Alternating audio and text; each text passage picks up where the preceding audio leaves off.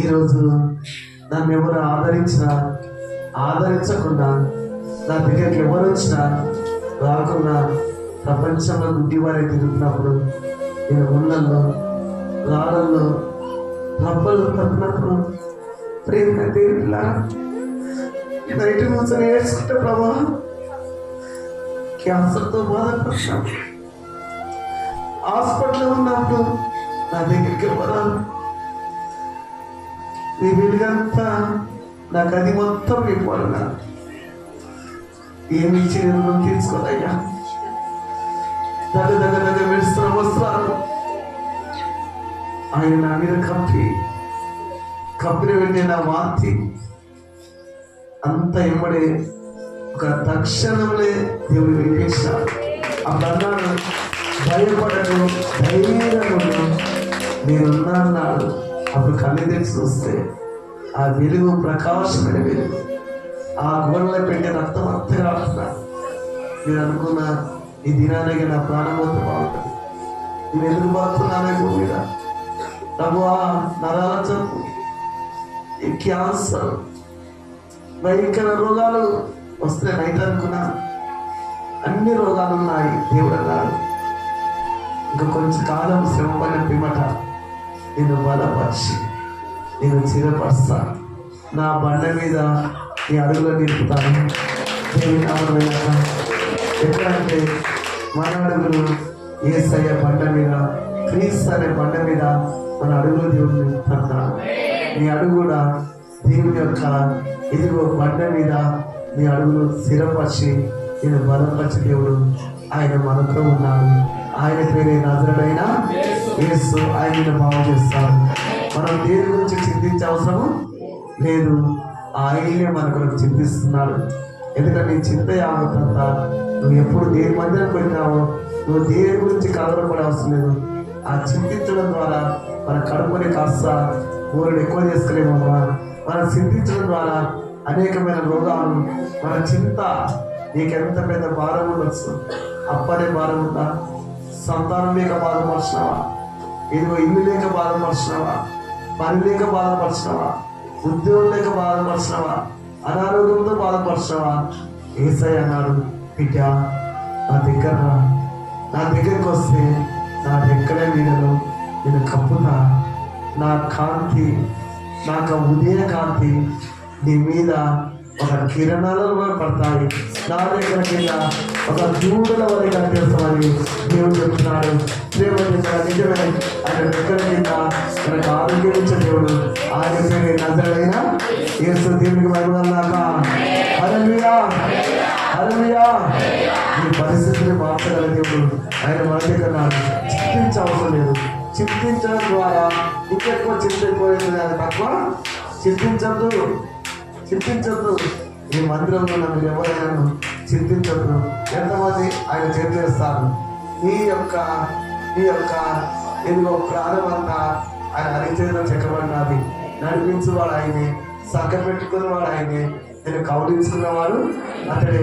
నీ చేయి వంటి ఆ గుడ్డివాడు కనుక ఏ విధంగా నడిపించాడు దేవుడిని నడిపిస్తాడు. హల్లెలూయా.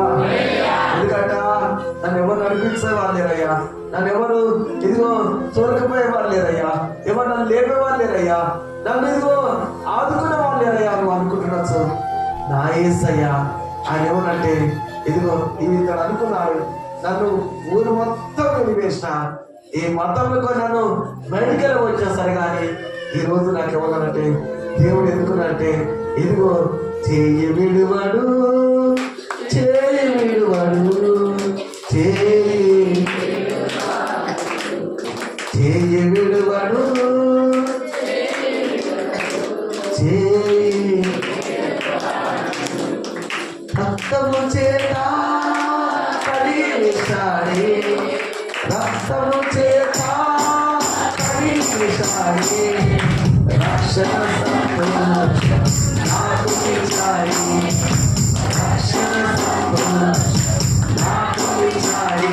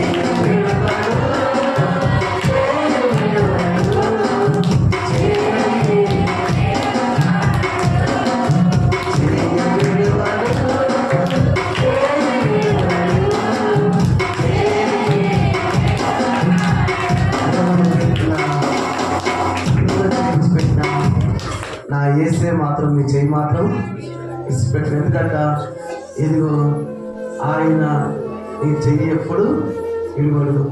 ఆయన నిన్ను ఆయన అరిచేత కింద నేను చెక్కి ఉంటాడు. అందుకని ఎప్పుడేమైంది ఇలా నైట్ ఈ 5 రోజుల నుంచి ఒకటే జ్వరం, భయంకర తలుపు నాకు బలహీతున్నది. రాత్రి కష్టపడుతూ చెప్తున్నాను. మా పెద్దమ్మాయిలో పక్కపెట్టే కూర్చున్నది. నాకెప్పుడు సుఖం లేదమ్మా, నాకెప్పుడు కష్టాలే. చిన్నప్పటి నుంచి నేను ఐస్క్రీమ్ అమ్మినమ్మా, ఈ గుట్ట నుండి బొలిగిన దాకా వరుసగా ఇదిగో పండు కట్టుకుంటా మండు చెడ్డలో నడుచుకుంటూ పోయినాను. ఇదిగో ఈత కమ్మ మా నాన్న వస్తే ఇదిగో 6-7 చాపల కమ్మ నా తల మీద పెట్టినప్పుడు ఆ గుట్ట నుండి మోసుకొని వచ్చిన. ఇదిగో భయంకరమైన జీతం 150 రూపాయల జీతం ఇచ్చాను. చెరుకు బండి కాడ రిక్షా నేనే చెరుకట్టి కొట్టాలి, నేనే ఎప్పుడు నేనే గీకాలి, నేనే ఇదిగో ఆ రిక్షా మీద పెట్టుకొని తొక్కుంటూ పోవాలి. హోటల్లో బస్ స్టాండ్లో హోటల్లో జీతం నాకు సింపుల్గా అయినా. ఇదిగో డబ్బు రొట్టెలు అమ్మినాను. ఇదిగో కాగితాలు ఎరుకొచ్చుకున్నాను. పరిగే మా నాన్నతో పరిగే తిన్నాను. నా పిల్ల నా జీవితం దేవుడు క్యాన్సర్ ఉన్నది. నా నాన్నతో కొట్టాడు. మా అమ్మ హాస్పిటల్ కొట్టబోతే డాక్టర్ అన్నాడు బ్రతకలు అంటున్నాడు.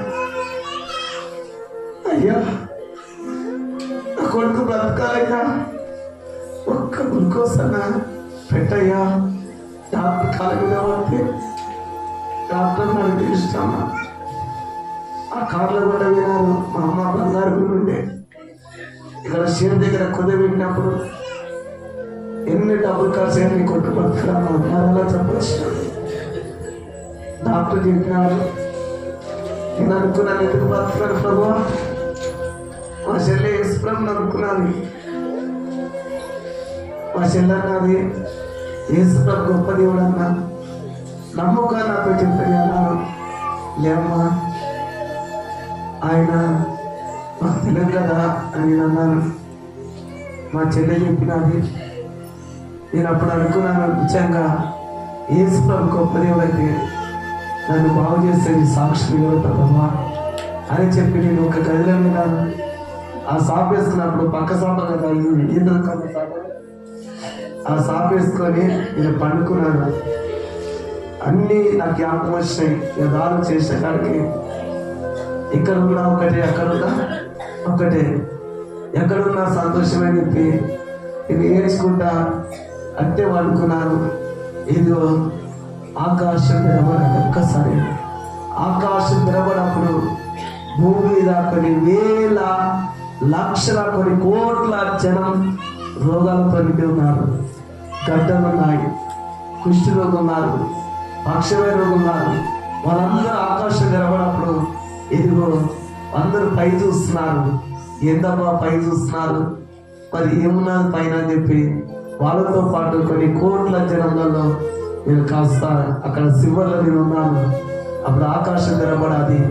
అక్కడ నుండి మనిషి కుమారుడు ఏదో తెల్లటి బట్టలు వేసుకున్నాడు. దగ్గర దగ్గర దగ్గర దగ్గర దగ్గర విడుస్తున్నాడు. చేస్తున్నాడా ఆయన ఎక్కడ దిగి వచ్చినట్టే ఆ కొన్ని కోట్ల జనముల మధ్యకు ఆయన అక్కడ దిగి వచ్చినాడు. దిగి వచ్చినప్పుడు వీళ్ళందరూ ఏమంటారంటే రోగులతో ఉన్నారు కదా, అయ్యా అయ్యా అయ్యా నన్ను ముట్టయ్యా, అయ్యా నన్ను తాగయ్యా, అయ్యా అందరూ అరుస్తున్నాడు. అరుస్తూ మీరేం చేసినారు ఏమన్నా ఉంది కదా, అయ్యో నన్ను ముట్టు నన్ను తాకంటు కదా, వీళ్ళందరూ ఎందుకు ఇంత అల్లరి చేస్తున్నారు అని నేను కూడా ఏం చేసినాను, నేను కూడా అల్లరి చేస్తా అని చెప్పి ఏడ్చుకుంటూ కూర్చున్నాను. ఎందుకు నీ బ్రతుకుంటే కంటే సచ్చితమైన తీర్మానం చేస్తున్నా కదా. అప్పుడు ప్రేమ కదా ఆయన మధ్యలో దిగి నడుచుకుంటా నడుచుకుంటా నడుచుకుంటా ఆయన ఇలా ఎక్కడ వచ్చినంటే చక్కగా నా దగ్గరకు వచ్చి నా తల వీసే చెప్తాను. నా తల వీసే చెప్పినప్పుడు నువ్వు ఎవరయ్యా అని అడిగినాను. అంటే ఇదిగో నాకేం చూడమన్నాడు. చూస్తే వెంటనే పెద్ద పెద్ద గాయాలు పడుతున్నాయి. ఎంత పెద్ద గాయమో. నేను అన్న అయ్యా ఇది మరి ఎందుకయ్యా ఇంత బాధ నీకంటే ఆయన అన్నాడు, ఇదిగో నీ రోగాన్ని నేను భరించి ఉన్నాను, నీ రోగముని నేను భరించిన నా కుమారా అన్న మాటకే అప్పుడే నేను అనుకున్నాను, అయ్యో మరి యేసు ప్రభు కదా, ఆయనే గొప్ప దేవుడు కావచ్చని నేను మేలుగా చూస్తే అక్కడ ఎవరు నేను. అప్పుడు నా ప్రాణము తెప్పడిందండి. నేను అనుకున్నా ఈ యేసు ప్రభు గొప్ప దేవుడు అని మా అమ్మ మా నాన్నతో చెప్పిన. ఎప్పుడు నేను నమ్ముకున్నాను, మా ఇంట్లో ఉన్న కొన్ని ఉంటాయి కదా బొమ్మలు, అవన్నీ తీసుకుపోయి పడవేసిన. అన్ని పూజలు పునస్కారాలు ఎన్నెన్నో చేసినాం. చివరికి వస్తుంది అనుకున్నా, ఇదిగో నీలాంటి దేవుడు యేసయ్యా దేవుడు ఇదిలో లేడయ్యో, ఈ జగమున లేడయ్యా. నీలాంటి దేవుడు యేసయ్యా దేవుడు ఇదిలో లేడయ్యో, ఈ జగమున లేడయ్యా.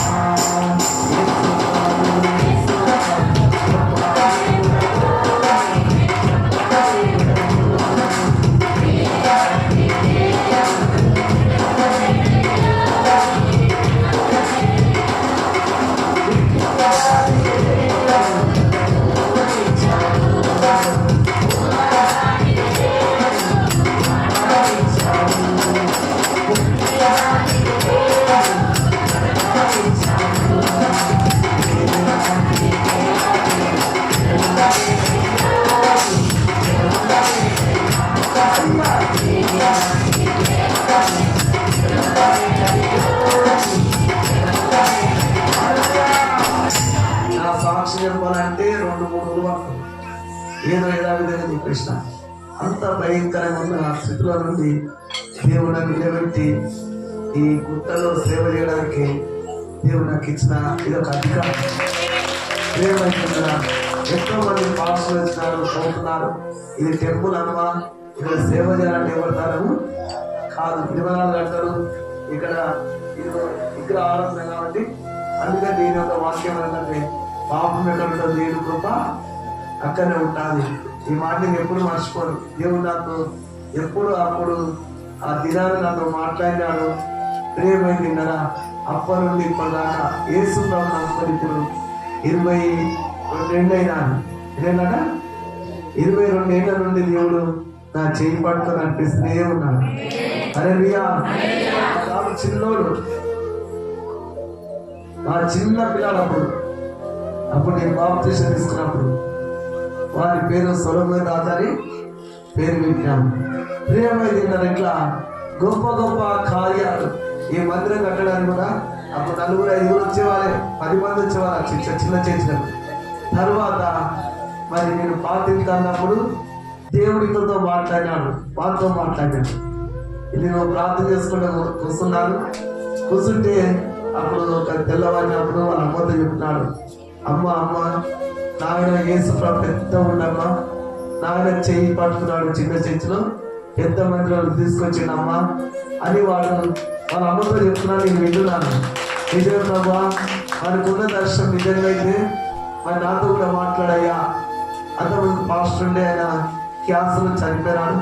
ప్రభువా మరి చిత్తమైతే మందిరం కట్టాలనుకుంటే కట్టాల ప్రభా అని చెప్పి అనుకుంటే దేవుడు ఆ చిన్న మందిరం నుండి దేవుడి పెద్ద మందిరాలకు పెట్టాడు. ఈ మందిరానికి దేవుడు ఇప్పుడు ఏం చేయాలి చెప్పండి. అంటే సంఘ సరిహద్దు విషయాలు పంచాలంటే పెద్దగా కావాలంటే ఏం చేయాలంట, మనం అందరం తరక్క చేయాలి. ఎలా ఉంటాం మనం ఏం చేయాలంట, మనం వేస్తే ఎంత పెద్ద రాయిగల పైకి లేవచ్చు. అమ్మ ముఖ్యమైన ఒక మాట చెప్తున్నాను. దేవుడు చేసిన కార్యం, ఈ దేవుని మందిరం గురించి బోరేయాలని ఆలోచన వచ్చాను. ఏమొచ్చిందంట, అంతమంది ఇక్కడ బోర్ చేసిన ఒక్క చుక్క వాటర్ కూడా వెళ్ళే చాలా బాధపడాలి. అప్పుడు బాగా ఇళ్ళలో రెండోటి ఏంటంట, వాళ్ళు ఈ హాండి అంటే కొట్టే బోరు వేస్తాను. ఒక 2 బిందెలు 3 బొందెలు ఉన్నాయి ఒక 5 రోజులకు. తర్వాత వాళ్ళు ఏమనుకున్నా మోటార్ దించాలని చెప్పి మోటార్ వేసినారు. ఒక్క చుక్క బయటికి రాలేదు. ఇప్పుడు 10 ఏళ్ళు ఆ మోటార్ ఈ యొక్క బోర్లో ఉంది. మన ఆలోచన వచ్చినది, కొత్త బోర్ ఎందుకేద్దాం, ప్రార్థన చేద్దాం, దేవుడు మా పట్ల ఎన్నో మీరు చేస్తున్నాడు.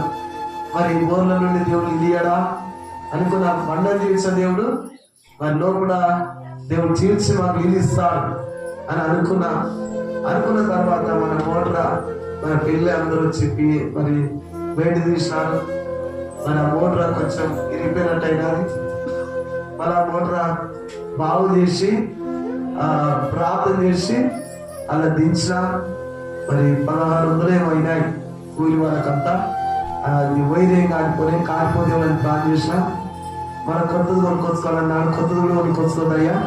మరి ఉన్న దాంతోనే బట్టున్న కాడికి కాలు దాపుకోవాలని ఉంటుంది కదా సామెత.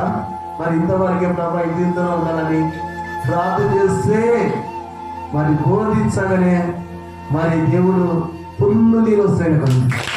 హల్లెలూయా హల్లెలూయా. బోరేసే అవసరం లేదుగా. ఎంతమంది మనకు ఆరాధన వచ్చినప్పుడు మీరు గిన్నెలు ఎంతనే అనుకోవచ్చు.